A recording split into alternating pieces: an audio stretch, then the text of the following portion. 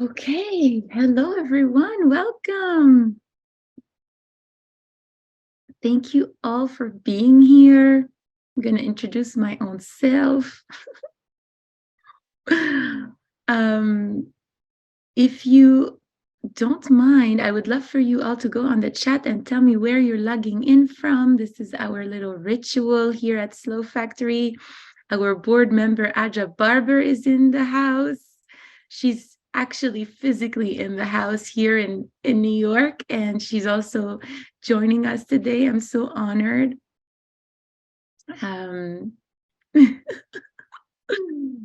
So happy for you all to be here.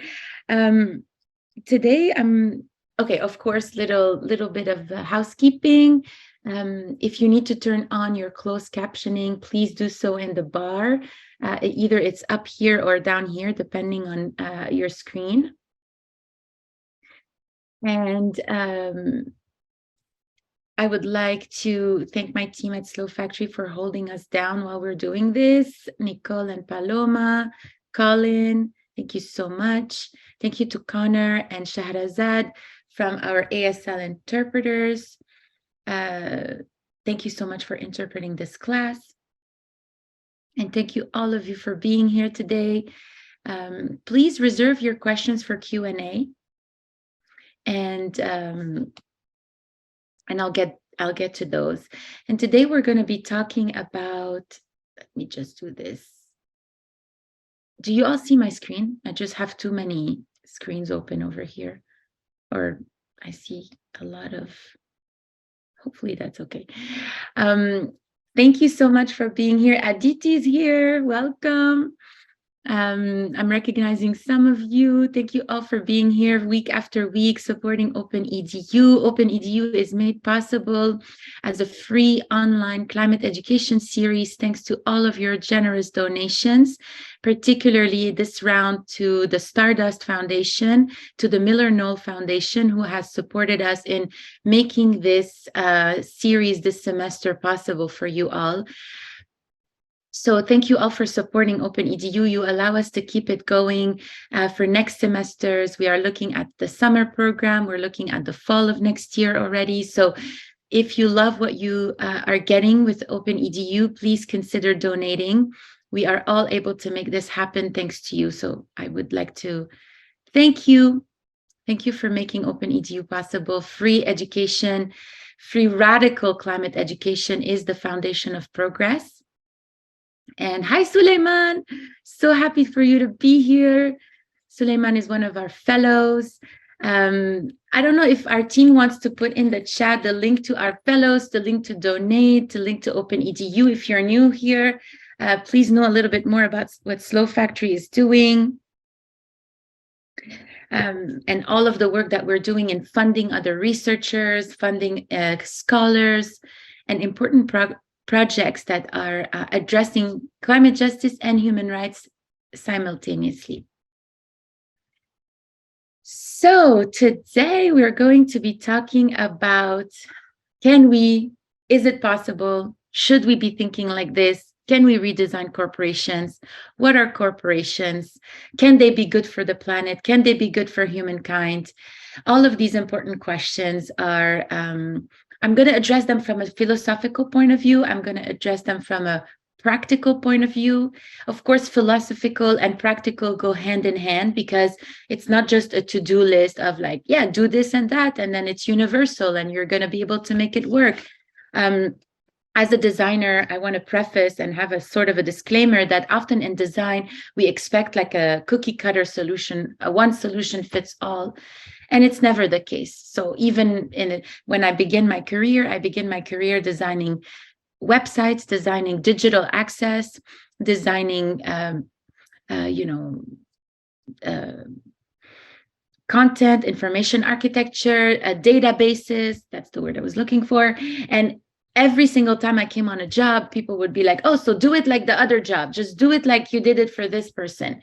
And I'm always like, no, it depends. So a very famous saying for any designer is it depends, because we can't be saying, yes, sure, I'm just going to give you the same template, the same design I did for, let's say, this airline company's website and goals and mission may not be the same template that another airline company may need, so every single service, every single industry needs its own study. Okay, so I just want to preface with that. So this is not a cookie cutter, okay, this is what you do and you're going to make it work for any given organization.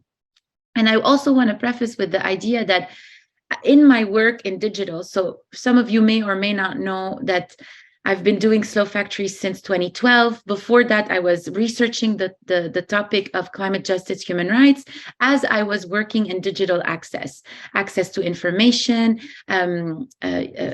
accessibility in general, making the internet accessible to all folks, working with the W3C, working with a lot of protocols that made the internet what we know of it today. Okay, and so back in 2000, when I was working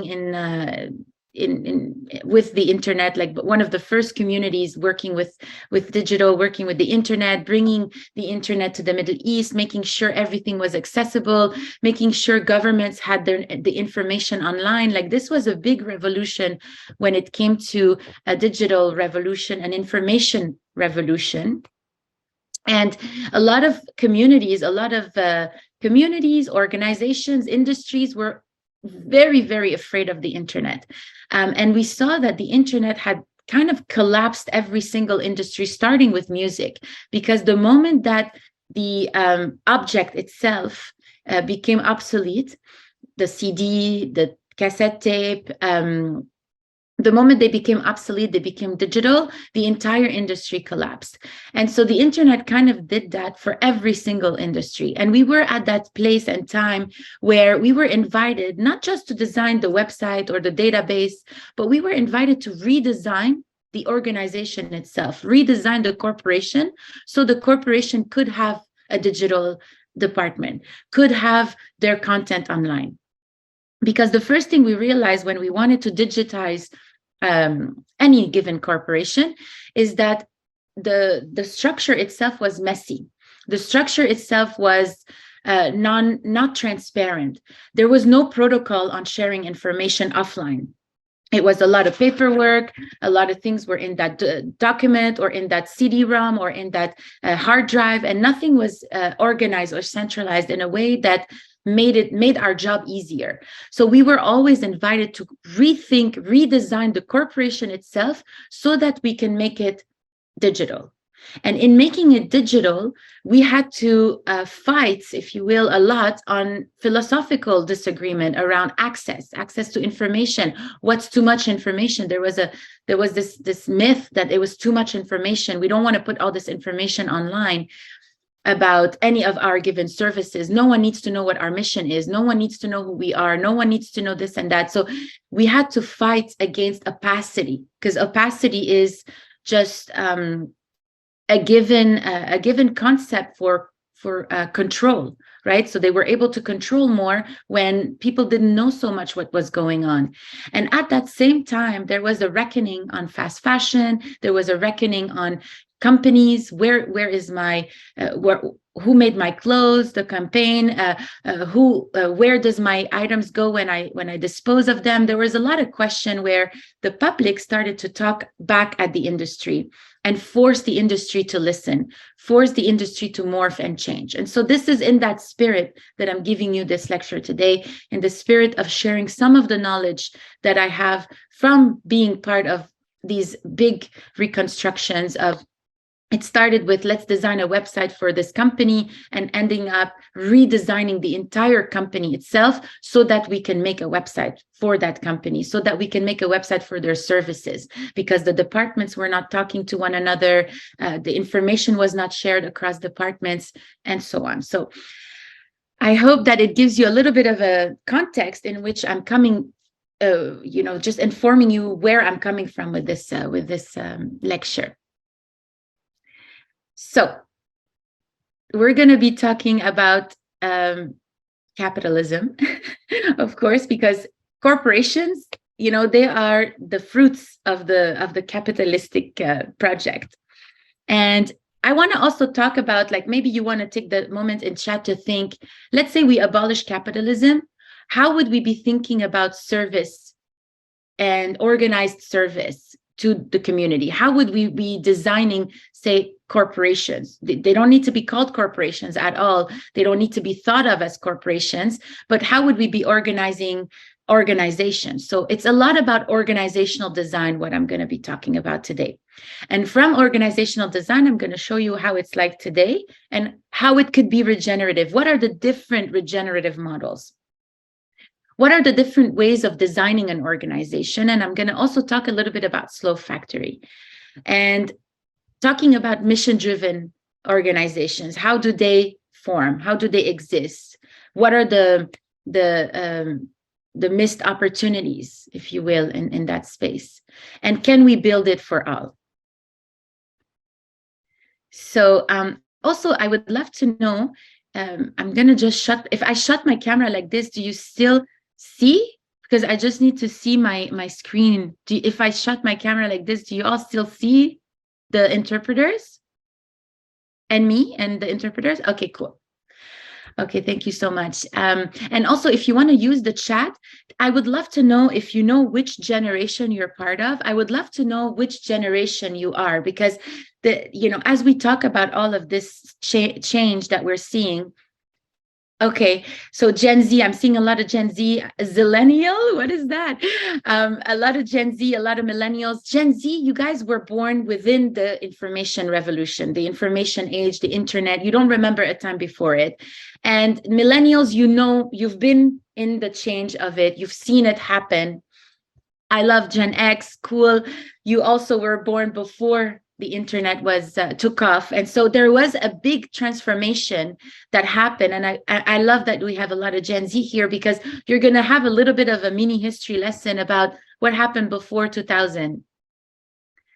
Baby boomers, hello, represent. Okay, great.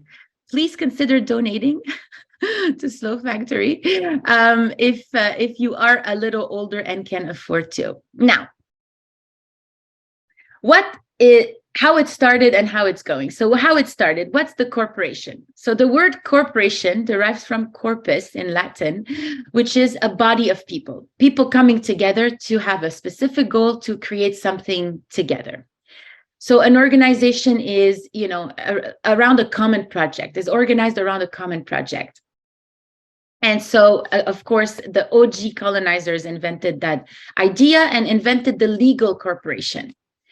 And so that evolved so inherently it's colonial. I just want you to know that inherently a corporation has been understood, created, legalized under a colonial paradigm, a paradigm of control, of access, and of extraction.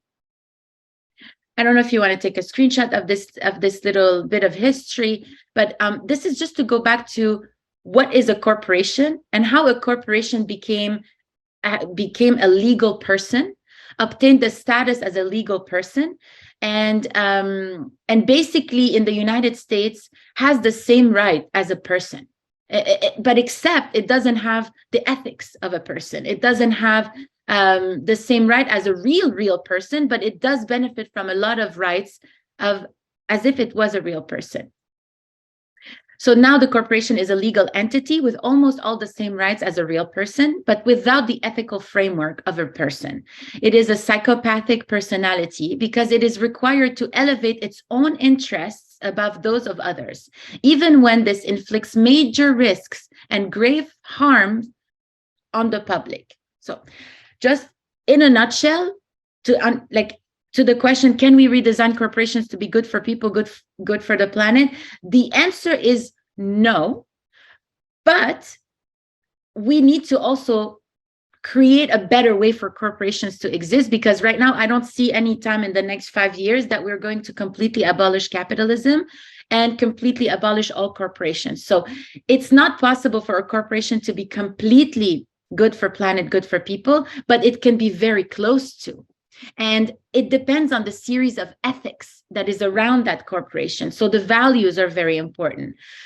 Determining the values of the corporation and having a corporation designed around its values is very important.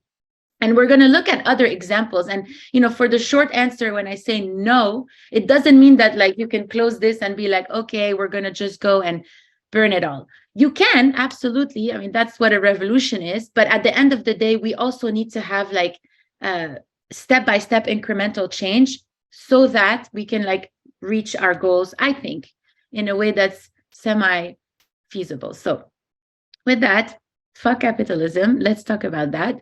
So we understood the ethics of what a corporation is. Without its ethics, it's a psychopath entity. It has the same laws and support and legal support as a person, but without any ethical understanding. It's a little bit comparable to how the conversation around IA is right now, like artificial intelligence, AI, sorry, IA is in French, and artificial intelligence. And so basically, this is the way that we're looking at a corporation should be also understood within the context of it exists for and by capitalism.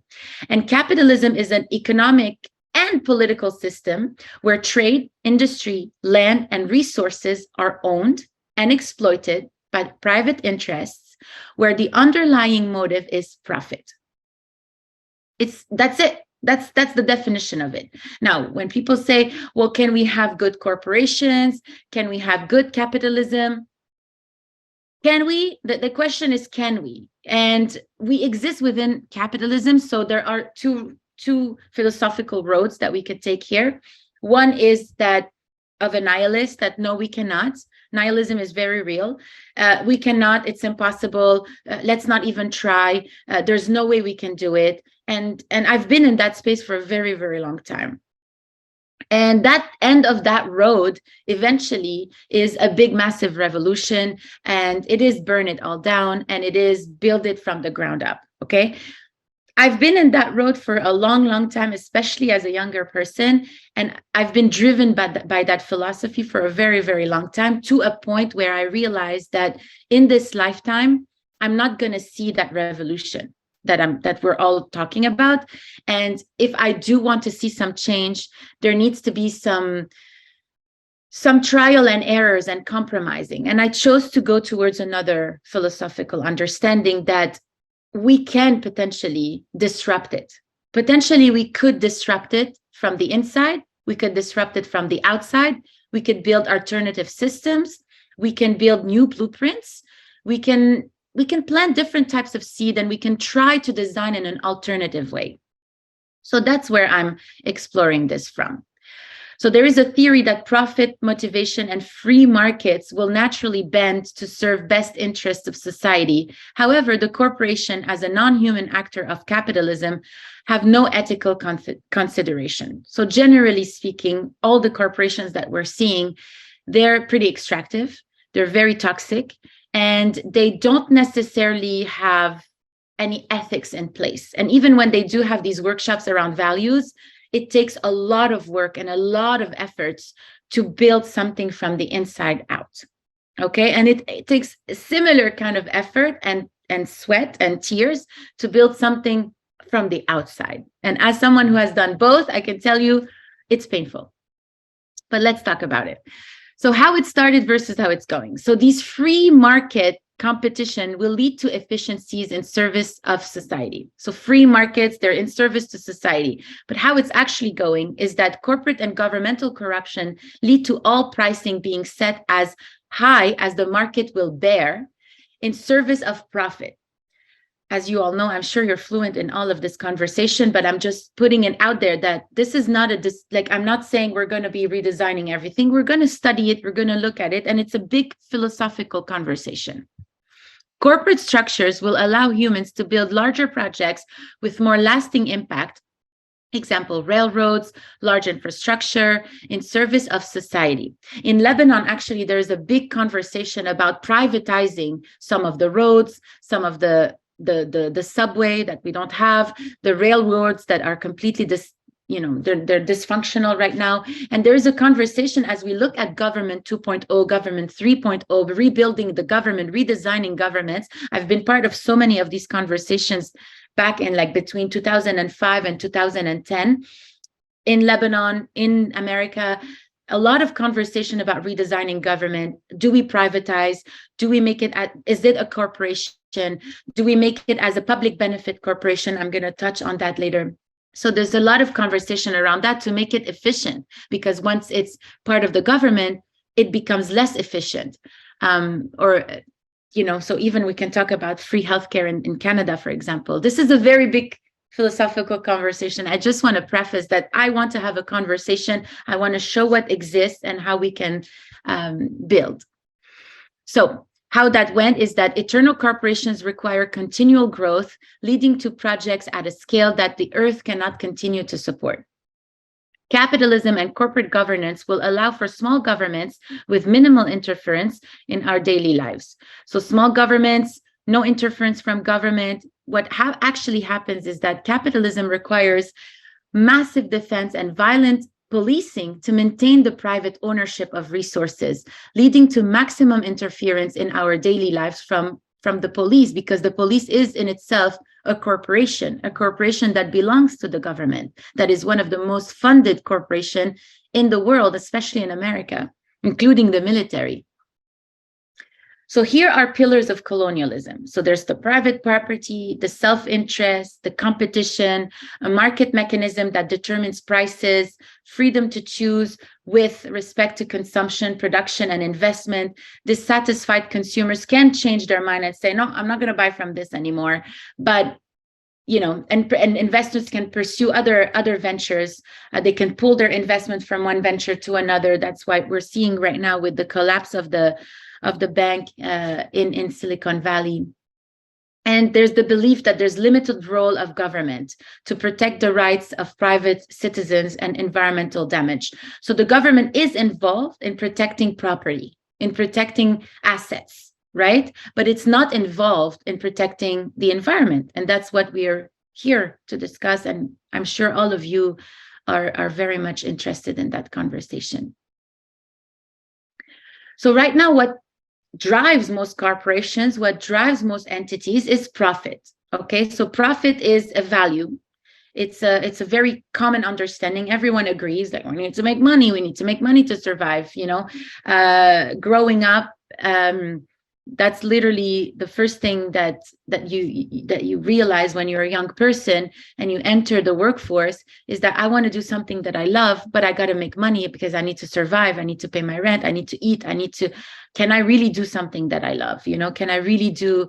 So the first really big reality check is money. It needs to make money. It needs to make profit, and you need to pay your people.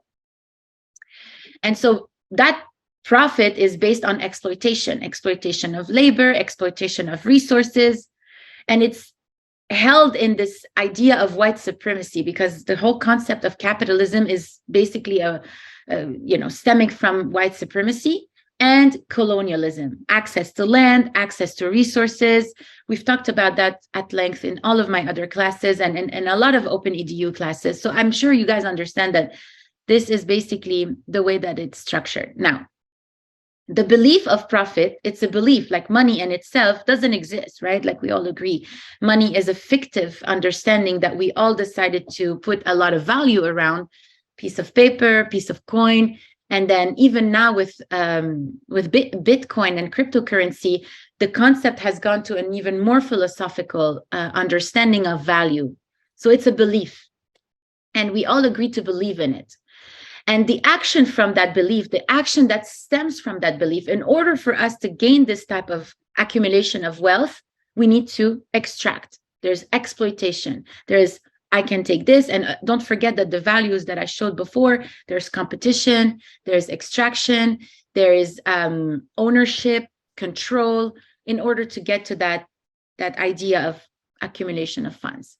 And all of that is around the idea of white supremacy, that there are people on this planet that deserve to have access to all this wealth at the expense of others that are working to support them. Like if you just do an image search in your Google of capitalism and click on imagery, you're going to get a lot of images that try to explain this.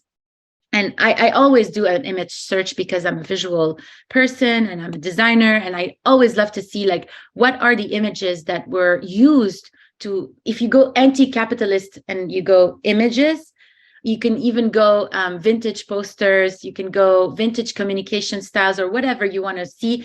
And you can see that throughout time, there's a pyramid that has been designed to extract, to benefit only a small portion of people. So corporations are designed that way. That's what I want to get to.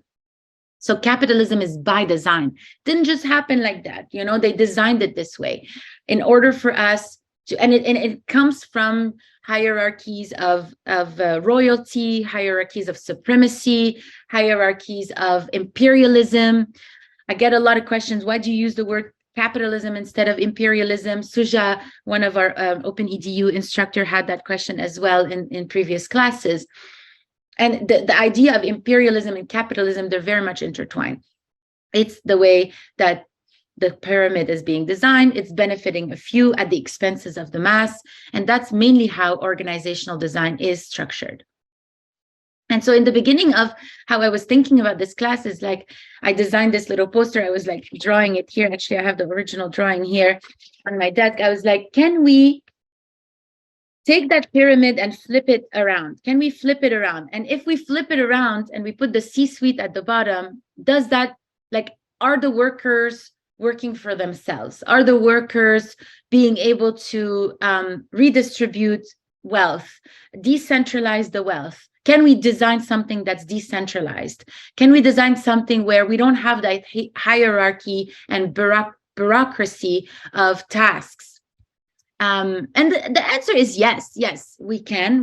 And a lot of organizations exist in that way. And they have been designed that way during the information age, during the information revolution, the digital revolution that we experienced, because a lot of these systems that I'm going to show you are borrowed from software and hardware companies and organizations, and how they had to be designed in order for them to function very, very rapidly, to change and adapt very rapidly, to be agile, to be able to implement change at a very rapid pace. And how did they manage to do that? Because the internet, if you look into it, has been designed and built in a very rapid, short sprint amount of time in our history. And it's almost like a blink of an eye, and we had sudden access to information at the tip of our fingers. We're just scrolling on our screens. This was not the case before. We had to type code in order to get to the information, in order to get to the interaction, in order to get to the machine to do what what we wanted the machine to do for us. And so, having been in that space and time, having seen it built, I'm sharing here some of the organizational design that we saw change. Because in the beginning, the way that we entered an organization, it was a very classic pyramid, lots of bureaucratic labyrinths in between departments. Departments were not communicating with one another. I mean, it's still the case today. Now, don't get me wrong. It's not because the company has a very cool website that internally it's very cool and very fluid and very communicative and transparent. It's not the case. And so it was even worse before, by the way. So we had to really break the walls down between departments so that they can talk to one another. As you know, anything that's built under colonialism is built in a siloed kind of way. It's like cubicles. It's almost like you see the horses, how they have those things next to their eyes. I don't know the word in English, but in French, œillères. And it's like this, and it forbids the horse to look side to side. So the horse can just do what it is told and look in front of it, of him or it or they. I don't know if now we are going to look into that, but just to say, that's how corporations are designed. They're designed in silos. They're designed in ways that is a tunnel vision.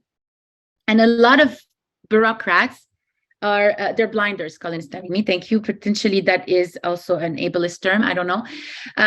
In French, it's not. It's œillères. It's kind of cute. And so basically, so they're designed in very siloed sort of tunnel vision sort of ways. And a lot of bureaucrats have this tunnel vision. So we are trained to think in this tunnel vision. That's not my department. It's not my responsibility.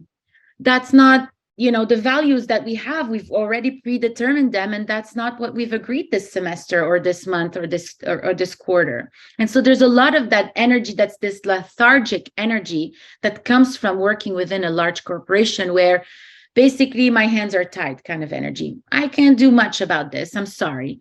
And so when we're talking about transformative change and rapid change and necessary change to support the climate goals, to support human rights goals, we're often faced with this kind of energy within an organization. And so, command and control models, etc. Okay, I'm not going to go through all of this, but this is a little bit of a history of the structures themselves. So corporations were designed for massive, rapid, productive outcome. So there was the Fordism, there was all of these things where you would just do your own task repetitively, and then you would get to the end of the day, and at the end of the day you go home, and then you do other things, you come back to your factory. It's a factory, mini factory kind of energy. And I'll leave that here. You can take a screenshot and it will be available later. I'm going to make my slides available on the website, just if you want to dive deeper into it.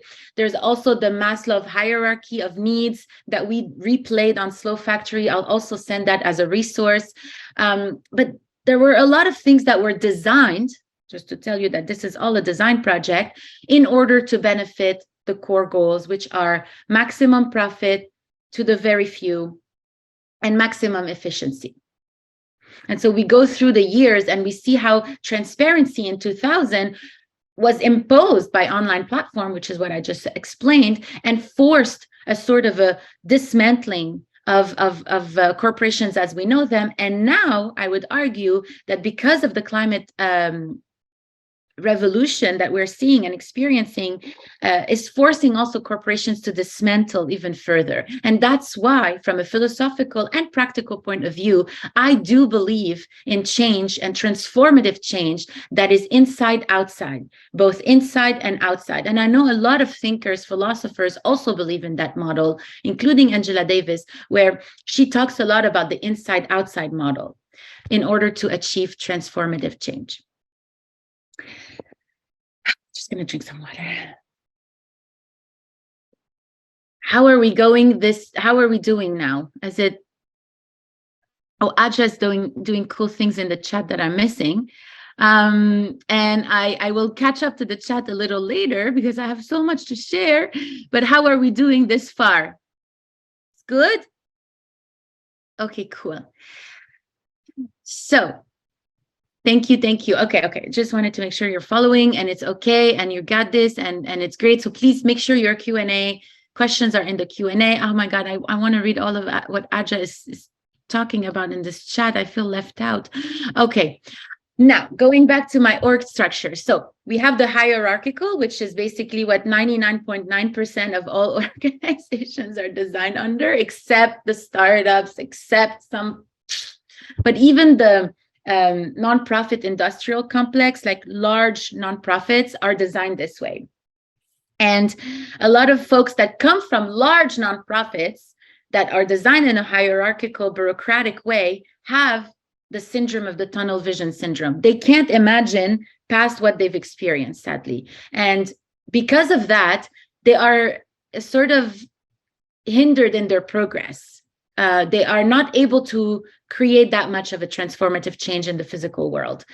And okay, so that's the hierarchical model. There's the circular model. Circular and distributed are both borrowed from software development and the ways that teams were designed to design complex software that's used on your phones, software that's used in these apps, software that is used in basically any operating system that you interface with, including your computer, anything that you're interfacing with. There's a series of code and engineering behind the scenes that is designed and coded in order for you to interact with it. And these teams that design these softwares in a very rapid, intense time in history were the ones that were the most innovative, if you will, in organizational design. And my partner, Colin, I don't know if you're here, Colin, if you want to chime in, but is the one that has not only taught me that, but has also been part of designing, building, growing large large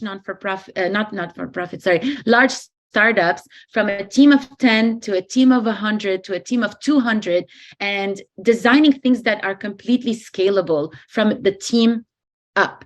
So it's not just like the mission and the values, but it's also the way that teams communicate with one another. And all of this innovation comes from software development. So I don't know, Colin, are you here? Yes, I'm here. You want me to chime in? We're Please, following because like along. that's The world is, oh help me my with God, I'm this gonna put slide, my and camera on. it's I all was not you. It's prepared to all do you. this, but can you see me here? I mean, I'm turning off all cameras so I can focus, I but will just come in for a second and I yeah, go. will accept your gracious invitation and just talk about the structure of hierarchical kind of goes like this. We need the most people to be able to do what one brain wants it to do. And it's usually, if you imagine the movie trailer voice being like, one man, you know, that that thing. And it's usually like that. It's from the model of there's the king who is the closest to God, and then his vision, that's what we're going to do. And the best way to do it is then divide people into larger and larger groups of representatives.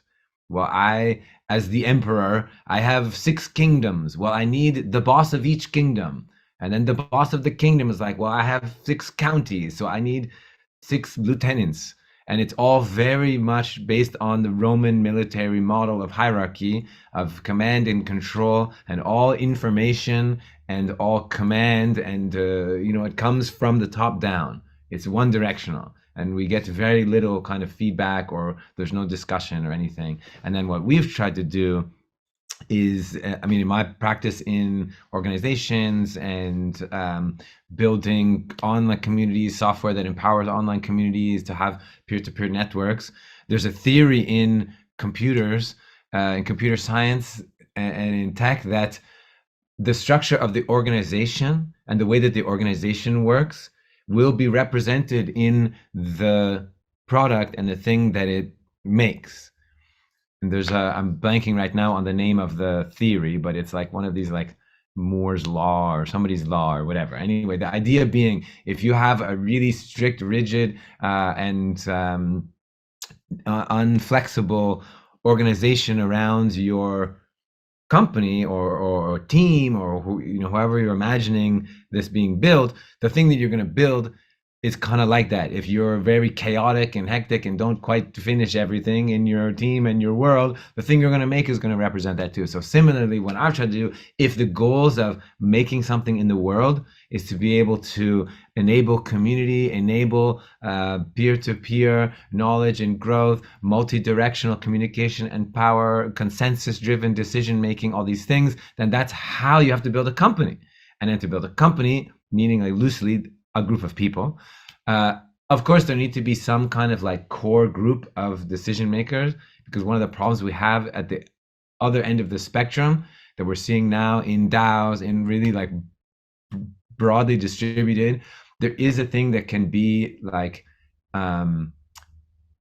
decision making can freeze if it's completely distributed and chaotic, and that can be like really great in systems that are like Moss or things like that, that the goal is just to like, grow and be living and everything. But goals, if you have a really specific, we want to build a bridge, at some point you need some kind of core group of decision makers. But then within that, the circular idea is these groups are all within themselves, have a certain amount of like self-contained, consensus-driven decision making, and then between the groups there's a communication that is also multi-directional. Like, okay, I think we're gonna go over here.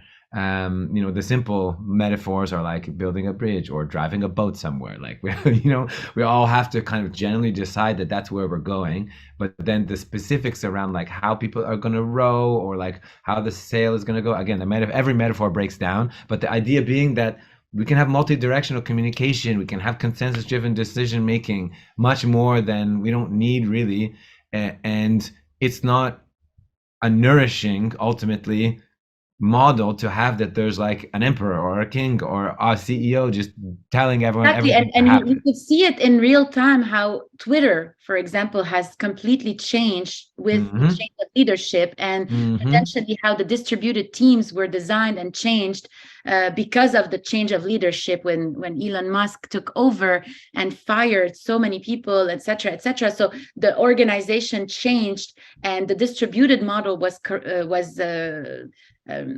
how to say, challenged in a way, right, Colin? Like especially Yeah, and even further, I would go further, and because Twitter long ago had risen out of like a kind of grassroots mindset of let's do this thing, because there's a CEO, a board, this really like clear command and control structure, it's very easy for then the chaos of changing leadership and then that one key, but it's not a very resilient system because you have one key piece change or break down, and then the whole thing can change. The whole thing can be destroyed really easily, or it can change direction or whatever. Whereas a resilient system means that parts of it in the circular model, you can like lose or change some of those parts, but the whole thing can be maintained. We still know generally where we're going. We still know how it has to work, and where it has to go. And then the reason circular is in the middle in this diagram is because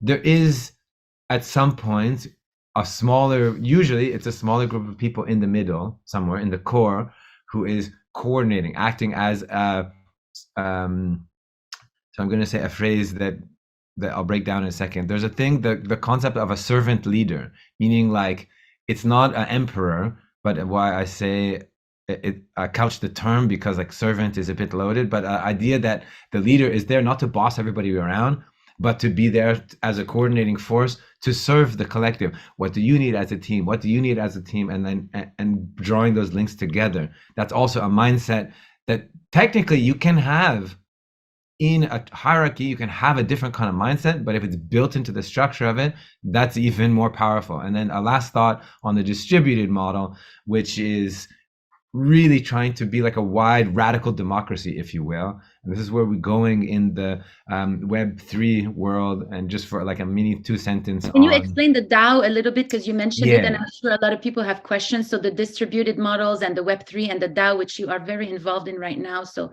please say that, like explain. Yeah, that's exactly where I'm going. So one is decentralized and distributed. There's a first level of it, which is geography. We used to all have to be in the same room to be like banging on the same physical thing, but often if what we're doing is able to be done remotely, whether it's about education, whether it's about coordination, whether it's about all of these building digital or software products, or that's why it came out a lot of the software world. One is physical distribution across time. We don't have to all be in the same place at the same time because we're able to coordinate through software, through, these are things that we're now very used to. The next level of that, and it's really starting to gain momentum, is this thing called DAO, D-A-O, and it stands for Distributed Autonomous Organization. And these structures are empowered through the blockchain technology. Mini parenthesis. A lot of the blockchain is just about currency speculation and Bitcoin and ETH, but that's not all it is. The other world of it right now that's gaining popularity because it's a powerful structure is this: through blockchain, there's a certainty of ownership and distribution, meaning that a bunch of individual people can be part of an organization, and that organization can be organized around basically a radical democracy, if you will, in that anyone in the organization can say, hey, I propose we go over here. And then everyone else in the organization can be like, yeah, that's a good idea. That's not a good idea. And then the reason it's linked to the blockchain often is that literally the bank account of the org is driven by directly the votes of the people in it. So that then we can say, I think we should spend X amount of our money hiring a team to do this thing, and another amount can go over here, and then basically everyone goes on it and says like yes, no, whatever. If everyone in the organization is in agreement, then it happens. It gets spent in that way. Resources are distributed in that way, and it goes. So that's why it's an interesting model, because then there's big organizations with literally millions, multi-millions dollar organizations that either they're about investing resources, or they're about building products, software products usually, or these things where there is no board, there is no CEO, there is none of these things. It's literally just a grassroots group of people who have come together to around a purpose, and that's really what is the idea, the like non-politicized purpose of a corporation. At the root of it, it was, we have these 3, 20 or 600 people who want to do a thing, and we need to organize around the idea. And that idea, whether it's to colonize and extract all the beaver pelts from the Hudson's Bay in what is now Ontario and Canada, which one of the first corporations, official corporations, or whether that idea is, now we want to build like a broadly distributed education platform so that you know, instruction and learning, and it's really peer-to-peer and broadly applicable. That idea, now we can build it around a thing that doesn't have a hierarchical structure to it. So all of these are, we can have elements of these things coexisting. We should have a class just with you in the next time, part 2, yes. And diving deeper into Web3 and diving deeper into the distributed model. But thank you so much. I just wanted you to come in and share a little bit from this angle, because that was definitely your slide. You helped me build this. We talk a lot, okay, Colin and I, about organizational design and the ways in which we design companies, and the way in which we design Slow Factory, or design the ecosystem around Slow Factory. And so I want to touch a little bit upon regenerative design. What time? Okay, we're going to run over. Making room for change. So is it possible to make room for change? Usually a company is designed around their values, goals, tasks, and team. And again, values, it's a very beautiful word, but oftentimes it's making profit. Doesn't mean that if they have a value team or a value meeting that they are looking at ethics. They may or may not. And so oftentimes when companies say we're reviewing our values, they may or may not be talking about ethics. They may or may not be talking about environmental and human rights within their organization, and we need to be pushing for that. And so we asked Adib Dada, one of our Open EDU instructor, who's a biologist and talks a lot and researches biomimicry, to map Slow Factory against the ecosystem and to help us understand how are we in regards to in relationship with our ecosystem. How are we within ourselves as our own little baby ecosystem, and how are we in relationships to our projects, our partners, our funders, our public, etc. And so Adib Dada and his team mapped Slow Factory using a data visualization tool, and it was so fun to see. Like every single dot here is like an interactive dot, and then you zoom in and you see more connections, and just to show you how interconnected we are, how interdependent we are from one another, how our projects, not just Slow Factory, but the whole world functions like this. And oftentimes companies are designed in ways that are disconnected from their environment, disconnected from other peers, other members. They don't have relationships with one another. And so we wanted to have a radical design of our organization, and we wanted to understand, how are we in against this ecosystem? Are we extractive? Are we giving back? Are we giving back as more as we're taking, just like we think we are, etc.? And so Adib and his team built this whole model for us. It took a long time. And yeah, it was like a research project, and we were deeply interested in all of that, deeply interested in the relationship all of our projects have with one another. Because oftentimes, to be honest, we come in front of a funder and they're like, I love Slow Factory, but I don't know what you guys do. You do so much. You do so much. Can you just pick one thing? And we're like, well, it's really hard to pick one thing, because we have this very rich understanding of systems, and we believe we are part of an ecosystem, and we kind of want to design Slow Factory as an ecosystem, or at least ecosystem friendly. And so it's really hard to communicate with funders that have this tunnel vision, that are used to the tunnel vision funding of these corporate hierarchies, whether it's nonprofit or not, doesn't matter. And this very heavy bureaucratic understanding of teams. And often people are like, oh my God, Slow Factory does so much, but you're such a small team. And it's like, yes, we're a small team on purpose, because that's how we remain resilient. That's how we remain innovative. That's how we remain agile. That's how we can actually do so much, because we don't have an overhead. We don't have an unnecessary bureaucratic arm that just slows us down and is lethargic and has like this, well, my hands are tied kind of energy. We don't want that within the slow factory. So that's why it's a lot of like innovation within even the organization itself. And oftentimes, we have to educate on that. We have to explain why is it that we made that decision. And so these interdependent models exist. They are aware of their resources. They are aware of their communities. They are aware of their outputs. And it's this hyper awareness of this understanding that creates these complex organizations, and doesn't mean that it's complex, that it's complicated, by the way. Also working in the web, we had to demystify a lot of that misunderstanding of complex means complicated. No, complex data, complex information is actually so cool. It's so fun to be able to have this plural way of thinking. In fact, plurality as a concept in philosophy is inherently connected with decolonial thought. When you're thinking about decolonizing, you're thinking about designing systems that are outside of colonialism, you have to be well versed in plurality and understanding that it's not one cookie cutter model or one culture that is above all. Supremacy thinking is actually a poison that a lot of different communities, including communities of colors, share. This idea that I'm superior, this is the way to do it, this is how we did it over there, so you have to do it over here. And a lot of friction and conflict may arise in community building because of that supremacy thinking, right? And so this idea of plurality is understanding that even within the ecosystem itself, there are multiple mini ecosystems. There are multiple different ways of building, creating, collaborating, communicating, designing, thinking, building. I said building, but you get the idea. And at first, when we came to Adib, we were like, I'm sure we're mushrooms. I'm sure Slow Factory is a mushroom. We're like a mushroom. We're a fungi. We really believed that we were functioning like a mushroom.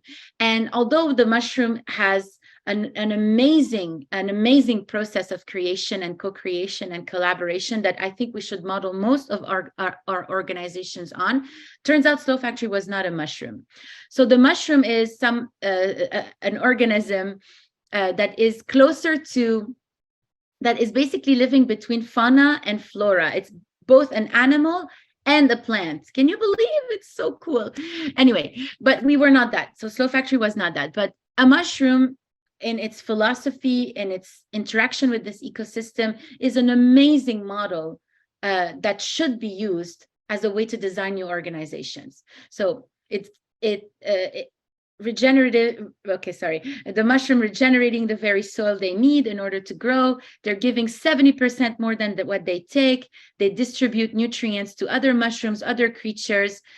They recycle toxins. So anywhere that there are toxins, the mushrooms would grow and clean and reuse the toxins, because toxins themselves, they're not bad. It's just how we're disposing of them. We're disposing of them in ecosystems that are sterile, that are deprived of these mushrooms, deprived of these nutrients, deprived of these recyclers in the ecosystem. So in conclusion, mushroom gives more than they take. But turns out we are a mother tree, according to Adib. So the way that the mother tree is designed and the way that the mother tree has a process of creation, collaboration, and exchange with the rest of the ecosystem is apparently how Slow Factory is, because of our, I would say, fundamental mission, which is to share knowledge. So the mother tree shares knowledge, information, nutrients, and energy between all the other trees and also all the other creatures. Through their roots, they communicate. They are an information highway in and of themselves. And so that's why Adib was like, Slow Factory is very much built like a mother tree, and in the way that it shares information and inspires others to use the Slow Factory blueprint to create things that are distributed, that are accessible, that are easy to understand. So the way that we crunch complex information and render it simple to the public is part of that work of the mother tree's work. Values and mission alliance. So The Slow Factory has been since 2016 building a model called Sustainable Standard. It's not necessarily a certification yet because we're still in R&D about it, but it's basically a model that looks at both social and environmental justices and designs a way to restructure organizations based on this framework. So it's not a certification, it's a framework. And if you all are interested, I think I'm going to write a blog post on Slow Journal about this and explain how it works, explain how companies have been approaching us about this, and how we are shying away from talking about it as a certification, because certifications are a very beautiful, shiny Band-Aid on very, very broken and corrupt systems. So that's why we don't want it to be a certification. We want it to be a framework, but a framework really forces and imposes the idea of collaboration and imposes the idea of carefully dismantling existing systems. So back in 2013, when I started Slow Factory, 2012, 2013, I wanted to kind of build Slow Factory as an organizational design company. We started as a C Corp. I didn't have an immigration status in the United States. I teamed up with one of my peers who was part of my design world, building software from 2000, early 2000, and he and I created this idea that maybe Slow Factory could be used as an organizational centered design company, because we really believe that if we do want to create change, we have to change the organization itself. We have to carefully dismantle it, carefully make sense of it. So we did this white paper together. And of course, companies were extremely scared of us. And they're like, there's no way we're hiring you to do any of that work, which forced me to rethink Slow Factory altogether. And so, okay, as you all know, there's B Corp. It's very famous, but do you all know about public benefit corporations and how they could be even more efficient than B Corps, if you will, because in the way that they are designed, the way that their governance is designed, it's designed in a way where the values themselves dictate the actions. And if you go back to I'm sorry, I'm going a little fast. I apologize. Maybe we'll do a part 2 of this class, but I will present all of this, and I will present some of my resources as well to you all if you're interested. But public benefit corporations, essentially, they were started by Kickstarter. That's how Kickstarter began.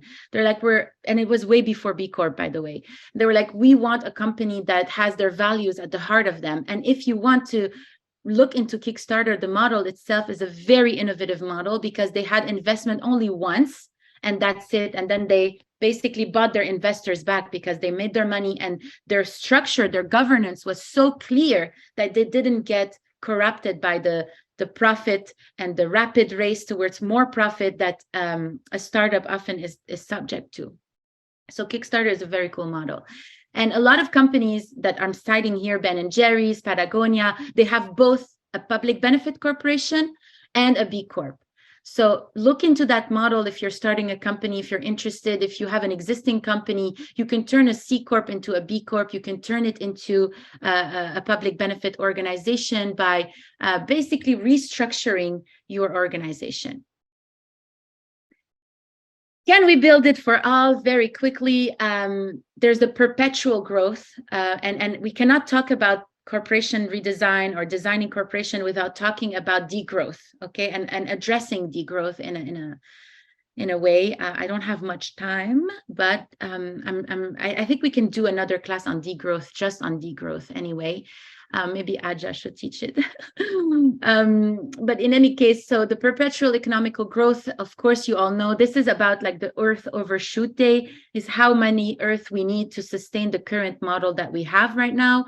And it's 1.7, 1 plus 1.7 Earth, so almost 3 Earths. To sustain this crazy project that is colonialism, white supremacy, and imperialism as we have it today. It's just not sustainable, as we all know. It's also not logical, you know? So I know like a lot of white supremacist thought is about, this is logical, this is what we need. It's actually illogical. It's madness. It's complete pathology. Like it's like the psychopath corporation. That's what it is. So degrowth, is degrowth a strategy for solution? Absolutely. What does degrowth mean? Of course, there's a lot of philosophy around that. There's a whole book about it. There's a lot of research around degrowth at the moment. Of course, it scares the capitalists to their core. They're like, no, we cannot do that. And yes, no, you can. You absolutely can, and you can survive with that. You have to restructure your organization for you to decenter the idea around profit and to incorporate other metrics, other measurements that decides whether or not you're successful. Because right now, the way that companies decide if they're successful or not is how much money they've made. That's it. That's the only metric, period. There's no other metric around it. And a lot of people argue that we need to have a more complex forms of measuring success that does not just include profit. We all agree. So degrowth entails transforming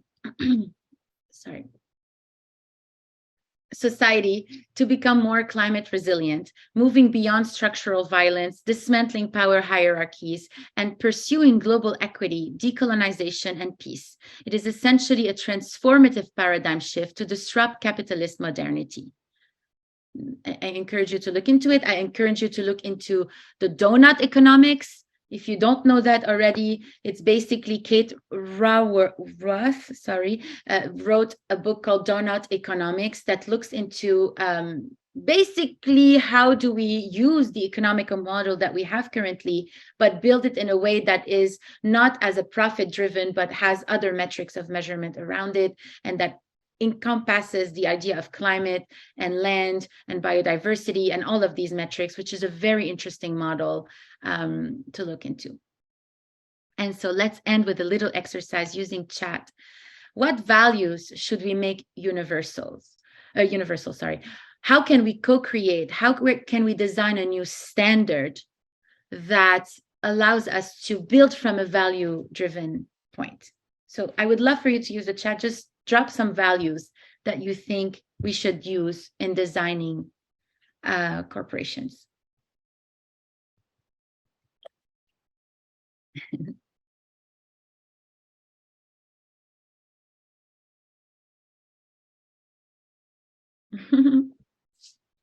Transparency, care, equity, empathy, sharing, caring. I love this. Reciprocity, accountability, sacred reciprocity. I love all this. Accessibility, vulnerability, disability justice, passion, restoration. And, you know, I just want to share something. Is like a lot of work that's been done around accessibility, around disability justice, and rebuilding organizations, corporations, spaces. And a lot of it has looked at, of course, slowing down is number one. Slowing down, the pace at which we are operating is ableist. And also incorporating children and as like the main co-creators in how we're designing things. And there's a lot of study around that, and a lot of things, you know, really having children at the heart of it, because not only is it another scale of operation, like slowing down, going into a smaller scale, but it's also a way more compassionate scale at which we can be thinking. And with that, I'm going to go into your questions. Thank you so much for chiming in the chat. I love the intergenerational one. Absolutely. So, questions. I'm going to start with Suleiman's question. Disabled people are the world's largest minoritized community. Beautifully said. 80% of disability is acquired in someone's lifetime. And whether we accept it or not, we all will become disabled the older we get. So how can we learn from the wisdom of disability and disabled people, especially disabled people of the global majority? What a beautiful question. And Suleiman is one of our fellow here at Slow Factory researcher this year. And very soon it's going to be Suleiman's class at OpenEDU. I can't wait. to create an alternative paradigm to corporations and to destroy capitalism and all systems of oppression for our radical and collective liberation. Thank you, Suleiman. Thank you so much, Suleiman, for this very difficult question that I don't think I am qualified to respond to, but feel free to chime in, and we can push you as a what do you call it, like a host? Is it that? Can we do you feel like talking, Suleiman? Do you feel like coming on and chit-chatting with me a little bit about that question? Let me know in chat, and by no means you are not obliged, but if you want to, we would love to hear from you. What I can share from my perspective, yay, Suleiman says yes. Can we promote Suleiman to host? From my perspective, when we were building the internet, we had a big push for accessibility, alt text, having it be accessible for our deaf audience, for our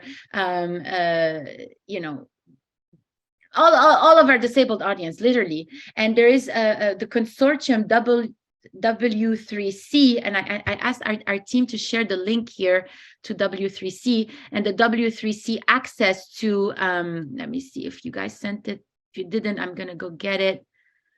The W3C guidelines for accessibility are how I begun my work in accessibility and building interfaces that were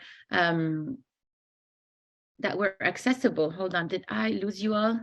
Stop sharing. Oh, here I am. Yay, Suleiman is here. Hi, Suleiman. Do you want to say a little bit about your question? Yeah. I didn't expect to have an answer for it. I just wanted to pose it to get everybody's thinking. I think often disability is something that's excluded and something that's about accessibility. And this is why I want to say publicly again why I love you. I love the Snow Factory, because you care about accessibility so much. From my first interaction, it was such an open and tender and loving, conversation that we had, how we can support each other. And this is why, often in our work towards a regenerative future, towards collective liberation, it's so important to make sure that we're not forgetting disabled people. I just wanted to say that I appreciate you all so much. And one thing that I want to say onto everyone on this call, I'm going to keep saying it until the day we die, keep living in your divinity as whole and complete person. As Rumi, the Persian poet, he said best, do not feel lonely, the entire universe is inside you. So that's the last thing I'm going to say. I just want to say that I appreciate all of you on this call, and thank you so much.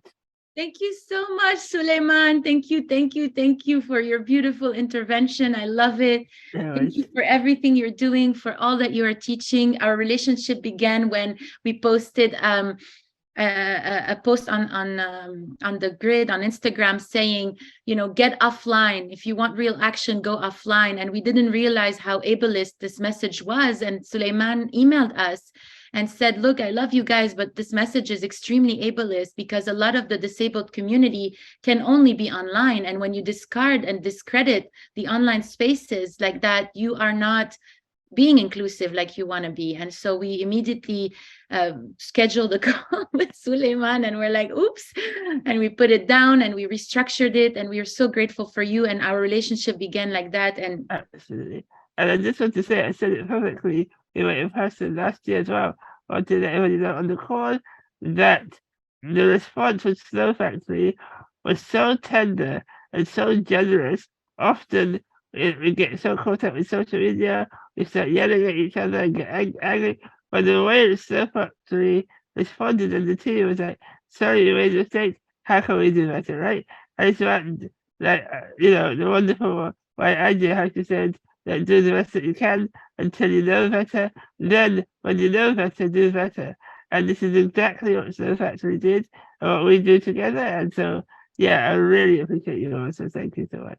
Thank you And, so much for saying that. When you know better, do better. That is a learning from the disability justice community. And, you know, in any learning environment, you want to remove shame out of the equation. So as much as possible, when you are in a learning environment, when you're building a learning environment, when you're building, like the Slow Factory is attempting to build a school, and we are going to see the school come to life, the core values that we hold within Slow Factory is a open learning environment where shame is absolutely not welcome in the conversation, because shame doesn't make you be the best version of yourself. When you're ashamed, you're oftentimes aggressive, you are defensive, you are in a place where you have to kind of protect yourself. You're not safe. You don't feel safe, right? When you're in a shameful energy. And so I it's think very important to feel safe sure. when you are learning. Yes, go ahead, Pete. Sorry to disturb you. The very last thing I wanted to say is that shame and guilt that needs to stay in 2020, and the mediocrity that needs to stay in 2020. We can leave the shame to the colonizers and the oppressor. That we have nothing to feel shame about. We are divinity as whole and complete people. So this is all I want to say to you. I'm super excited for next Friday doing my open EDU course.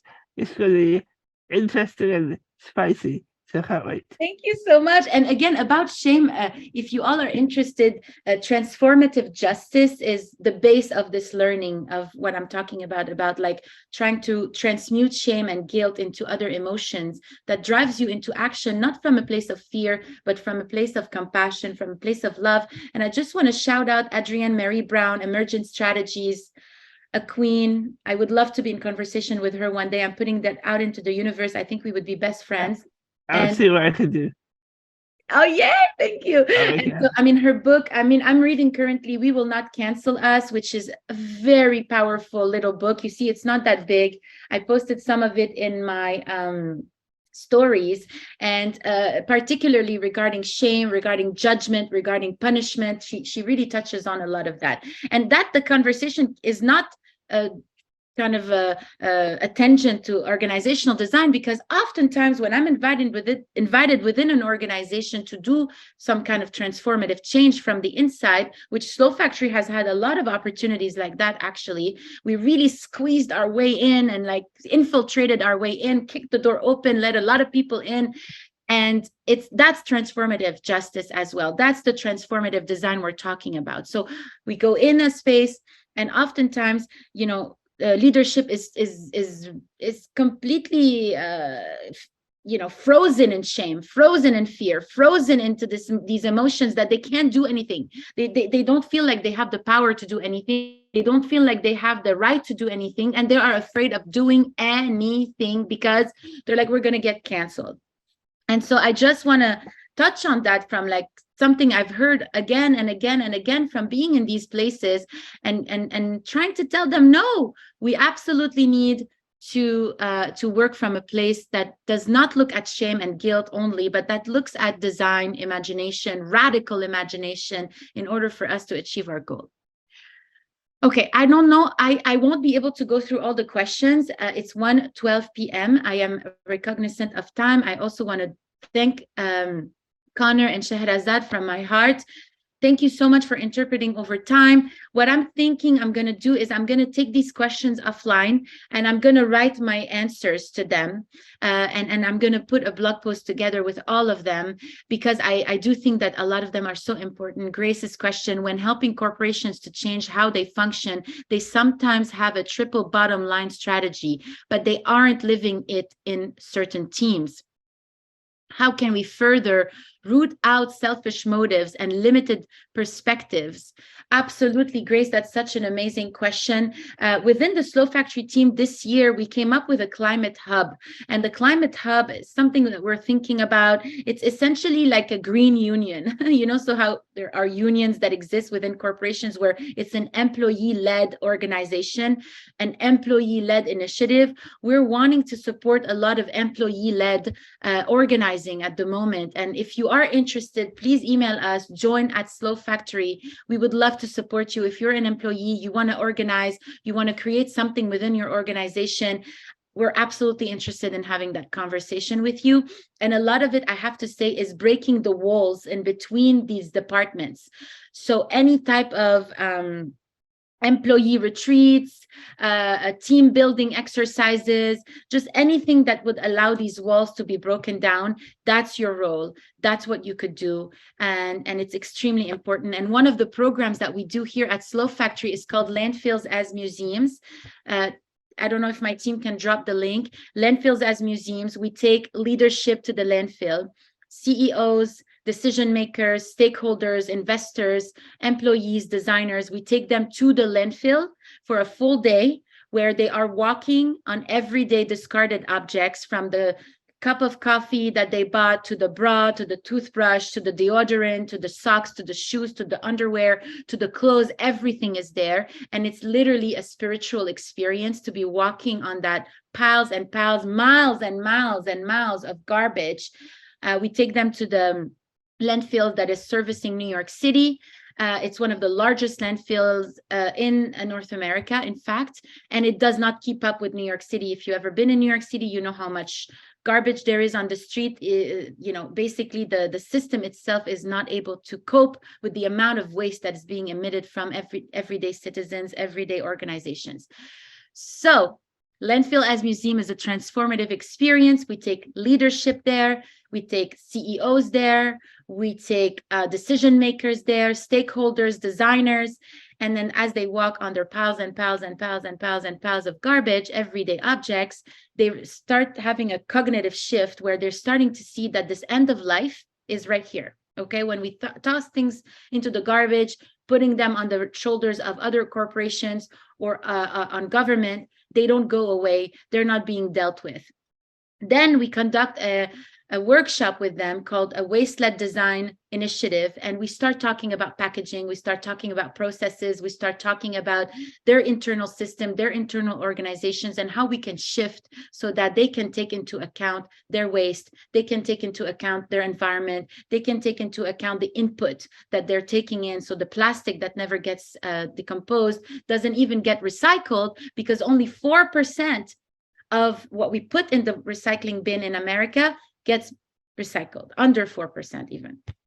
So that's a very transformative project. We've taken amazing teams there, teams that have trusted us. I'm very grateful, and I don't take this lightly. The brands, the corporations, and the companies that want to work with Slow Factory, that trust us, honestly, that's what we want. We want more of that trust, because that's how we begin to change. That's how we begin this conversation. And we are very grateful for these companies that trust us. And on April 21st, we're taking Macy's to the landfill. I'm very proud of this project and very happy that we get to do these types of things. So how can we work with Slow Factory as a small corporation? Please email join@Slow Factory. Please donate to the Open EDU program. I'm very grateful for every single one of you. We've been doing this for 10 years. And if it wasn't for you, the public, the community, the designers, the peers, the researchers, the organizers, the scientists, all of you, you are the change. You are the change that we need. So thank you so much. Thank you, Aja, our board member. She's here. She's in my house. I'm going to go hang out with her now. And I'm very grateful for every single one of you. So thank you so much, and have a beautiful weekend. Thank you, Slow Factory team. Thank you, Connor, Shahrazad. Thank you so much for being here. And thank you, Colin, for helping me with this presentation. And thank you, Suleiman, for your wisdom. So thank you all. Have a beautiful weekend. Bye.